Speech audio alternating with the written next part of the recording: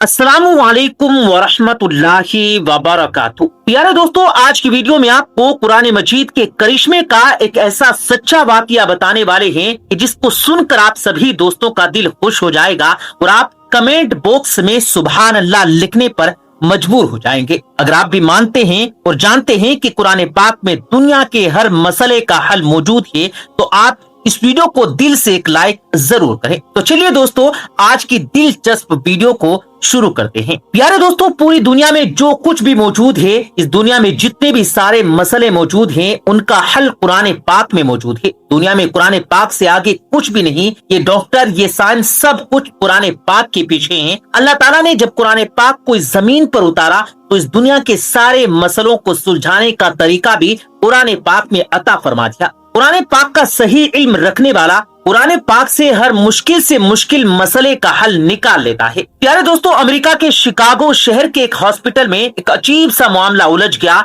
देखिए कि किस तरह से इस मुश्किल मसले को कुरान पाक की एक आयत ने चुटकी में सुलझा दिया। इसको देखकर डॉक्टर ही नहीं बल्कि वहां खड़े तमाम लोगों ने वहीं खड़े खड़े इस्लाम कबूल कर लिया और सारे के सारे लोग मुसलमान हो गए। दोस्तों, दरअसल हुआ ये कि अमेरिका के शिकागो में 2 डिलीवरी के केस दरअसल एक साथ आ गए, जिसमें एक औरत को लड़का पैदा हुआ और दूसरी औरत को लड़की पैदा हुई। इस हॉस्पिटल का ये इंतजाम था, मतलब ये सिस्टम था कि बच्चों की पैदाइश के बाद बच्चों की कलाई पर उसकी माँ के नाम का एक स्टिकर लगा दिया जाता। लेकिन दोस्तों, उस दिन हुआ ये कि कुछ नर्स वहां पर काम कर रही थी, वो कुछ जल्दबाजी में थी, वो बच्चों की कलाई पर स्टिकर लगाना भूल गई थी, जिसकी वजह से वो दोनों बच्चे मिक्स हो गए। अब ये अंदाजा लगाना मुश्किल हो रहा था कि उनमें से बेटा किस औरत का है और बेटी किस औरत की है। इस मसले को देखकर हॉस्पिटल के तमाम डॉक्टर हैरान और परेशान रह गए और सोचने लगे कि ये मसले का हल कैसे सुलझा जाए। उन्हें इसका कोई भी आसान तरीका सोचना था,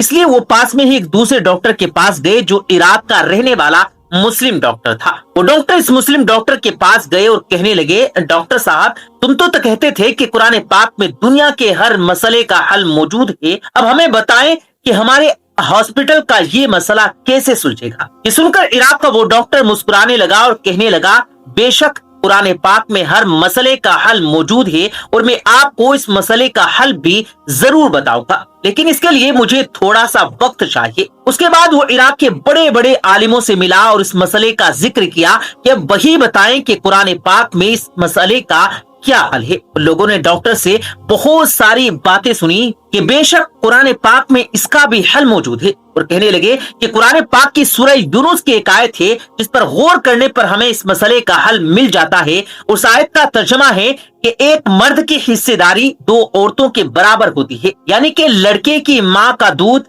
लड़की की माँ के दूध से डबल होता है। और साथ में उन आलिमों ने हजरत अली रदियल्लाहु ताला अन्हु के दौर का एक वाकया भी बयान किया। उन आलिमों ने बताया कि एक मर्तबा हजरत अली शेर खुदा रदियल्लाहु ताला अन्हु के जमाने में 2 औरतों ने भी एक साथ बच्चे जने। रात काफी अंधेरी थी, उनमें से एक औरत को लड़का पैदा हुआ तो दूसरी को लड़की पैदा हुई। अंधेरा होने की वजह से उनको ये पता न चल सका कि कौन सा बच्चा किस औरत का है, जिस वजह से उन दोनों में झगड़ा हो गया, यानी उन दोनों औरतों में झगड़ा शुरू हो गया। वो दोनों औरतें कहने लगी कि बेटा उसका है। मसला बहुत ज्यादा उलझ गया था।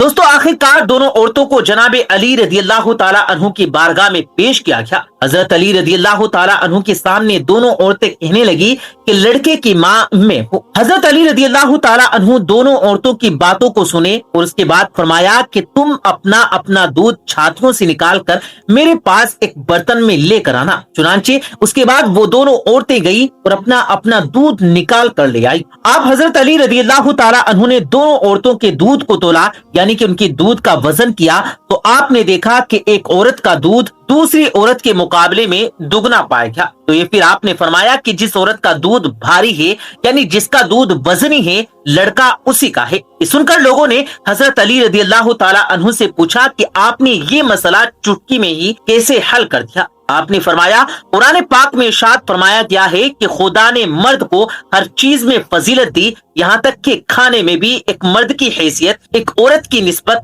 दुगनी होती है। बस इसी हकीकत के पेश नजर मैंने सोचा कि जिस औरत का वजनी दूध होगा वही बेटे की माँ होगी। और फिर वही फैसला मैंने सुना दिया। दोस्तों, आलिमों की इन्हीं बातों को सुनने के बाद इराक का वो डॉक्टर उसी शिकागो हॉस्पिटल में वापस गया। उन डॉक्टरों को कुरान पाक की इस आयत के बारे में बताया और इसका मतलब भी समझाया। इराक के डॉक्टर ने कहा कि कुरान पाक के हिसाब से औरतों के दूध का वजन किया जाए, यानी कि इसको तोला जाए। जिस औरत का दूध वजनी होगा, बेटा उसी औरत का होगा। इसलिए उसके बाद उन दोनों औरतों के दूध का वजन किया गया तो देखा गया कि पहली औरत के मुकाबले दूसरी औरत के दूध का वजन दुगना है और इसमें विटामिन ग्लूकोज की मिकदार भी पहली औरत के मुकाबले दुगनी पाई गई। तो दोस्तों, अब ये साबित हो चुका था कि लड़के की माँ कौन है और लड़की की माँ कौन सी औरत है, यानी अब बेटा और बेटी का फैसला हो चुका था। इराक के डॉक्टर ने उस अमेरिकन डॉक्टर को बताया कि कुरान पाक कहता है एक मर्द की हिस्सेदारी दो औरतों के बराबर होती है और यहाँ तक कि ग़िज़ा भी। दोस्तों, ये देखकर शिकागो के हॉस्पिटल के डॉक्टरों को ये समझ आ चुका था कि साइंस और डॉक्टर कुरान पाक के पीछे हैं, यानी कुरान पाक में दुनिया के हर मसले का हल बता दिया गया है। अब दोस्तों, वो डॉक्टर इस्लाम में दाखिल होने के उतावले होने लगे, मगर अभी भी उनके दिल में कुछ हसरत बच रही थी, जिसके लिए उस बच्चे और उसके बाप का डीएनए टेस्ट करवाना चाहते थे। दोस्तों, उसके बाद उन डॉक्टरों ने उस लड़के और उसके बाप का सैंपल लेकर दोनों का डीएनए टेस्ट किया। उसकी जो रिपोर्ट आई वो देखकर उन डॉक्टरों के भी होश उड़ गए, क्योंकि बाप और बेटे का डीएनए सेम था और जैसे कुरान पाक में इरशाद फरमाया गया वैसा ही हुआ। प्यारे दोस्तों, अल्लाह ताला अपनी कुदरत अपने बंदों को दिखाता रहता है और अल्लाह ताला की कुदरत को देखकर दुनिया हैरान रह जाती है। आज की इस वीडियो में भी अल्लाह ताला की कुदरत का एक ऐसा वाकया आपके साथ शेयर करने जा रहे हैं जिसे देखकर दुनिया की बड़ी बड़ी शख्सियत हैरान रह गई और वो इस्लाम कबूल करने पर मजबूर हो गई। दोस्तों, जब इसराइल में कब्र फटी और अंदर से कौन से सहाबी निकले जो 1300 साल बाद भी वैसे के वैसे थे, ये हैरानकुन वाकया जब आप सुने और देखेंगे तो बेसाख्ता अल्लाह अकबर पुकार उठेंगे। लेकिन ये सब जानने और देखने के लिए आपने हमारे साथ वीडियो में आखिर तक जुड़े रहना है। वीडियो शुरू करने से पहले अगर आपने इस वीडियो को लाइक नहीं किया तो वीडियो को लाइक करें, चैनल को सब्सक्राइब नहीं किया तो चैनल को भी सब्सक्राइब करें, साथ लगे घंटी के बटन पर जरूर क्लिक कीजिएगा ताकि इसी तरह की मजीद वीडियोस आप तक पहुंचती रहे। तो आइए दोस्तों, आज की अपनी कीमती वीडियो का आगाज करते हैं। प्यारे दोस्तों, इजराइल के हाथों फलस्तीनियों की न जिंदगी महफूज है और न कब्रें। गाजा पर इजरायली जारहियत के नतीजे में अब तक 20,000 से ज्यादा फलस्तीनी जान से जा चुके हैं और गाजा से सामने आने वाली वीडियोस के मुताबिक अब इजरायली टैंक कब्रिस्तानियों को भी मलिया मेट करते हुए लाशों की बेहुरमती कर रहे हैं। मीडिया के मुताबिक 13 दिसंबर को जारी की गई वीडियोस में देखा जा सकता है कि इजराइल की जमीनी कार्रवाई के नतीजे में पश्चिमी गाजा के शहर जबालिया के इलाके अल-फलूजा में वाक़े कब्रों को नुकसान पहुंचा।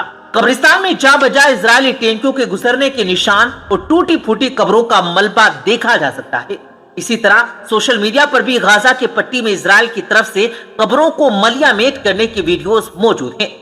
इंसानी हुकूक के हवाले से सरगर्म एक खैर जांबादार तंजीम यूरो मीडिया मॉनिटर की रिपोर्ट के मुताबिक इजरायली फौज ने गाजा की पट्टी में ज्यादा कब्रिस्तानों को निशाना बनाया, जिनमें पश्चिमी गाजा की पट्टी में अल फलूजा कब्रिस्तान, अली बिन मरवान, शेख रिजवान, अल शुहदा और शेख शाबान की कब्रिस्तान शामिल है। रिपोर्ट के मुताबिक इसके अलावा गाजा शहर में जज के कब्रिस्तान और बैतुल हया में अल शुहदा कब्रिस्तान को भी नहीं छोड़ा गया और लाशों के तकद्दुस को पामाल करते हुए दर्जनों कब्रों को तबाह कर दिया गया।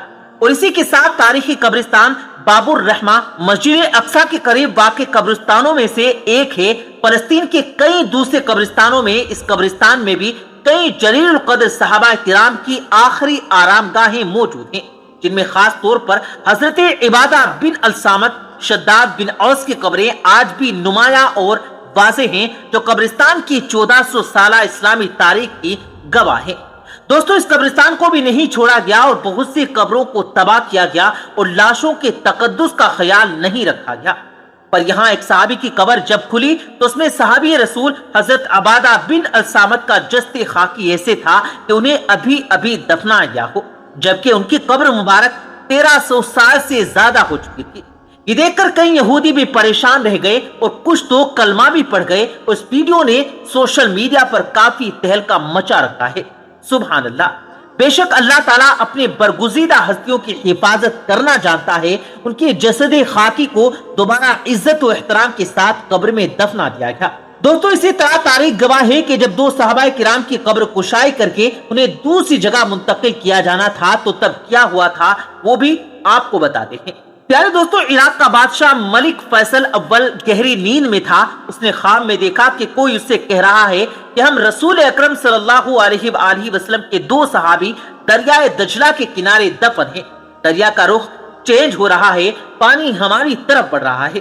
حذیفہ بن یمان رضی اللہ تعالیٰ عنہ کی قبر مبارک میں پانی آ چکا، جبکہ جابر بن عبداللہ رضی اللہ تعالیٰ عنہ کی قبر بھی نم ہونے لگی۔ ہمیں یہاں سے نکال کر دریا کے کنارے کے کچھ فاصلے پر دفن کیا جائے۔ دوستو عراق کے بادشاہ نے یہ الفاظ خواب میں سنے، لیکن اس کی طرف کوئی توجہ نہ تھی۔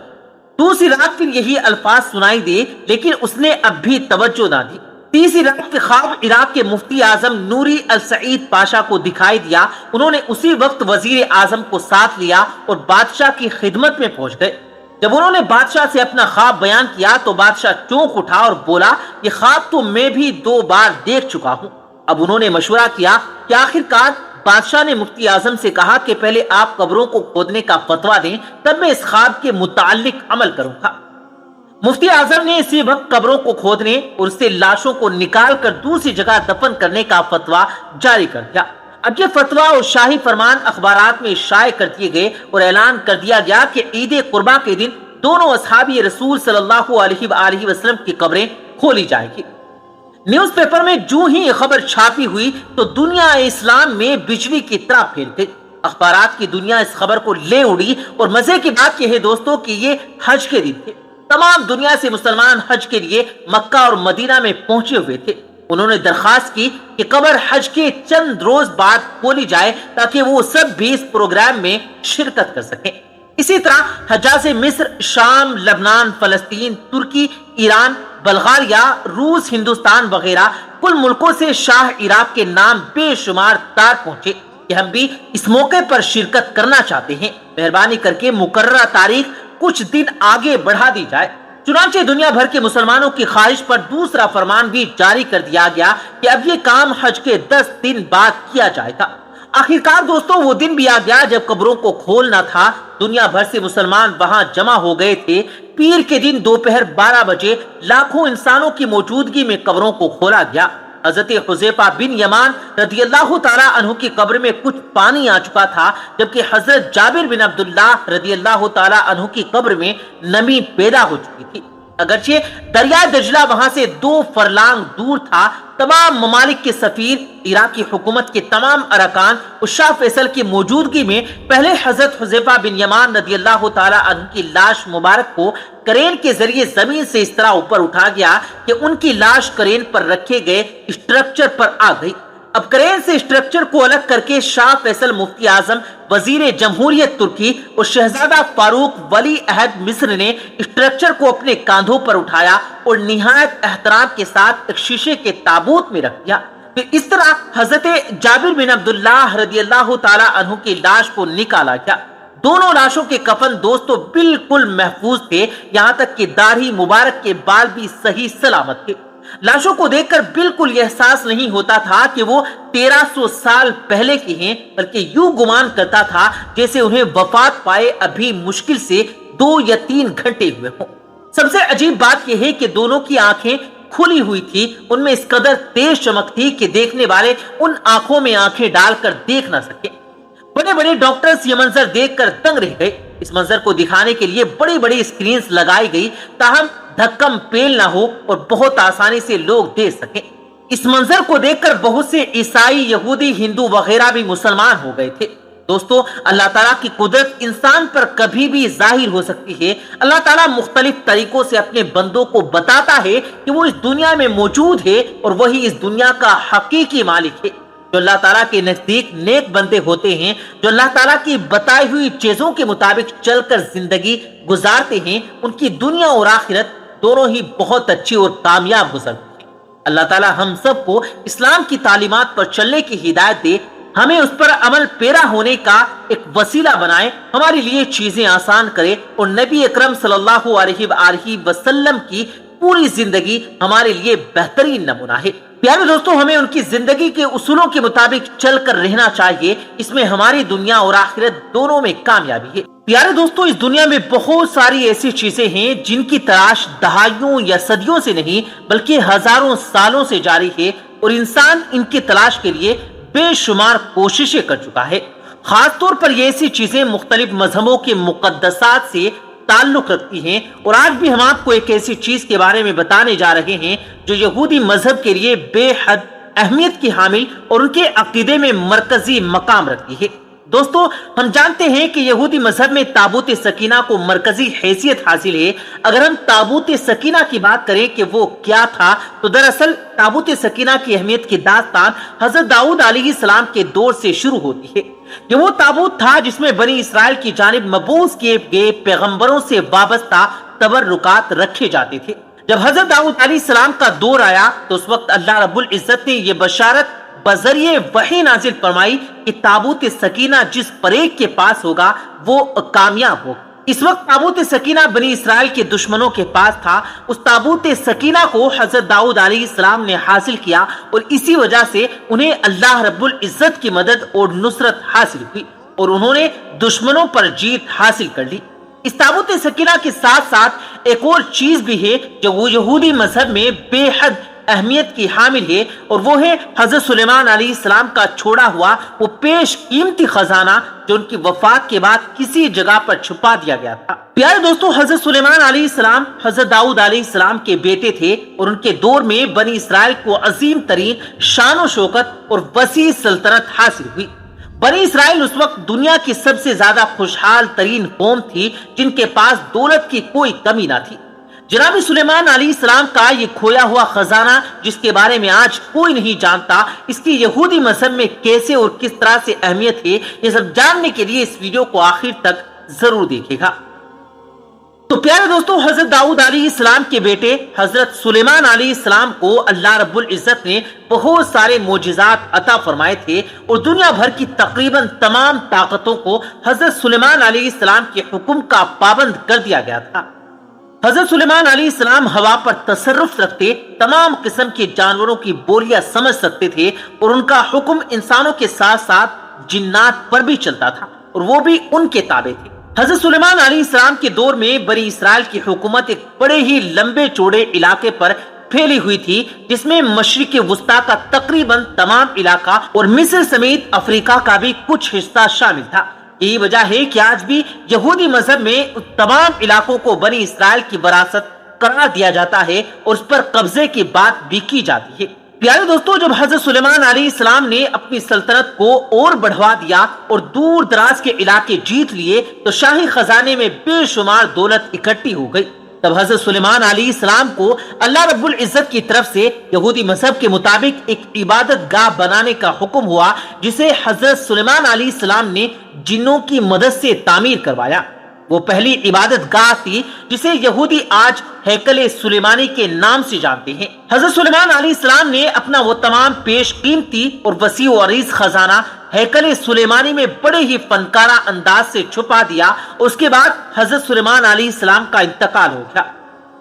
اب چونکہ ہیکل سلیمانی اللہ رب العزت کے حکم پر تعمیر کیا گیا تھا، تو یہ یہودی مذہب میں بڑا ہی مقدس ترین مقام تھا۔ حضرت سلیمان علیہ السلام کی وفات کے 40 سال بعد تک یہودی قوم میں پھوٹ پڑ چکی تھی، اور واپس میں وہ تفرقے کا شکار ہو گئے تھے۔ اسی بات کا فائدہ اٹھا کر موجودہ عراق کے ایک بادشاہ جس کا نام بخت نصر لیا جاتا ہے، اس نے بنی اسرائیل کی سلطنت پر حملہ کیا۔ بابلیوں کے حملے میں بنی اسرائیل نے ہار کھائی اور انہیں غلام بنا لیا گیا، اور ان کا بے جا قتل عام کیا گیا۔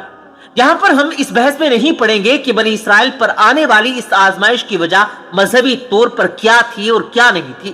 حضرت سلیمان علیہ السلام کے خزانے کے لیے ایک پیش قیمتی چیز تابوت سکینہ بھی تھی، جسے سونے کی چادروں سے ڈھالا گیا تھا۔ ہیکل سلیمانی بھی بڑے ہی شان و شوکت والے انداز سے تعمیر کیا گیا تھا، جس کی اندرونی دیواروں پر سونے کی چادریں چڑھائی گئی تھی، اور ان پر طرح طرح کے نقش و نگار بنائے گئے تھے۔ یہی وجہ ہے کہ حملہ کرنے والے بابلی لشکر کے لیے یہودیوں کا یہ مقدس ترین مقام ہیکل سلیمانی لوٹ مار کا مرکز بن گیا۔ हैकल सुलेमानी के अंदर से मिलने वाली तमाम चीजों को लूट लिया गया और उसे आग लगाकर ढा दिया गया। दोस्तों ये वाकया आज से तकरीबन 4000 साल पहले का है। आज से कुछ अरसा पहले तक कोई ये भी नहीं जानता था कि दरअसल इस हैकल सुलेमानी की असल लोकेशन कौन सी थी। इसलिए इस बात का पता चलाना बेहद मुश्किल था कि बाबरी लश्कर ने हजरत सुलेमान अलैहिस्सलाम का जो खजाना लूटा था वो कहां है। कुछ रिवायत के मुताबिक वो लूटा हुआ खजाना बाबरी लश्कर ने किसी जमीन के नीचे किसी जगह में छुपा दिया था, जबकि कुछ दूसरी रिवायत के मुताबिक वो खजाना दरअसल हजरत सुलेमान अलैहिस्सलाम ने हैकल सुलेमानी में रखवाया ही नहीं था, बल्कि उसे यरूशलेम शहर के नजदीक एक तांबे के कान में दफन करवा दिया था। प्यारे दोस्तों, अब आपको ये बता दें कि उस जमाने में सोने के साथ साथ तांबा भी बेहद कीमती धात समझा जाता था, क्योंकि तांबा बहुत ही कम मिला करता था। सोने की तरह ही तांबा भी एक नरम धात है जिससे जेवरात बनाए जा सकते हैं। इसलिए उस जमाने में सोने के बाद तांबे को कीमत के लिहाज से दूसरा दर्जा हासिल था। प्यारे दोस्तों, कुछ अरसा पहले यहूदी मजहब के इससे पहले मुकद्दस तरीन मकाम यानी हैकल सुलेमानी की लोकेशन का पता लगा लिया गया और वहां से मिलने वाले आसार के मुताबिक ये बात भी कंफर्म हो गई कि दरअसल खजाना यहाँ से लूटा ही नहीं गया, क्योंकि यहाँ पर जो खजाना मौजूद ही नहीं था, बल्कि वो खजाना वाकई रिवायत के मुताबिक किसी न किसी तांबे की कान में मौजूद थे। तो प्यारे दोस्तों, उस जमाने के यरूशलेम शहर के नजदीक तांबे की कानों का बस एक ही सिलसिला था, जो यरूशलेम शहर से तकरीबन 10 से 12 किलोमीटर दूर वादी तिम्ना में था। वादी तिम्ना में मौजूद तांबे की कान सदियों कबल बंद हो गई थी, लेकिन इसके आसार आज भी बाकी हैं। दुनिया भर के माहिरीन आसार कदीमा काफी अरसे से वादी तिम्ना में मौजूद तांबे की कानों की खुदाई कर रहे हैं, ताकि जनाब सुलेमान अलैहिस्सलाम के उस छोड़े हुए खजाने को वापस हासिल किया जा सके। बनी इसराइल मजहब में मौजूद रिवायत के मुताबिक उस खजाने में कम से कम 10 से 20 हजार तो सिर्फ सोने और तांबे से बने हुए बर्तन मौजूद हैं, जबकि बाकी सिक्कों और सोने जवाहरात का अंदाजा हम खुद लगा सकते हैं। ये खजाना इस कदर बड़ा है कि जिसके हाथ में भी आ गया वो मुल्क रातों रात अमीर बन जाएगा। और यही वजह है कि हजरत सुलेमान अलैहिस्सलाम के छोड़े हुए इस गुमशुदा खजाने की तलाश बड़े पैमाने पर जोर और शोर से जारी है। अलबत्ता माहिरीन को यहाँ पर एक बड़ा मसला दरपेश है कि वादी तिम्ना में मौजूद तांबे की कानों का ये सिलसिला कमोबेश 10,000 से जायद सुरंगों में फैला हुआ है, और ये अंदाजा लगाना बहुत ज्यादा मुश्किल है कि ये खजाना किस सुरंग में दफन किया गया था। इसलिए बारी बारी तकरीबन हर सुरंग की जांच की जा रही है, क्योंकि इतनी बड़ी वादी का एक्सरे तजिया भी नहीं किया जा सकता। माहिरीन आसार कदीमा को अब तक मुख्तलिफ सुरंगों की खुदाई के नतीजे में तांबे के बने हुए कुछ बर्तन मैसर आ गए हैं, जिनसे इन रिवायात पर यकीन बढ़ गया है कि वो खजाना इन्हीं सुरंगों में कहीं पर दफन किया गया है। इस वक्त भी माहिरीन पिछले 20 साल से मुसलसल बाकायदगी से एक एक सुरंग का मुआयना कर रहे हैं और उन्हें खोद रहे हैं, ताकि उस खोए हुए खजाने का पता लगाया जा सके।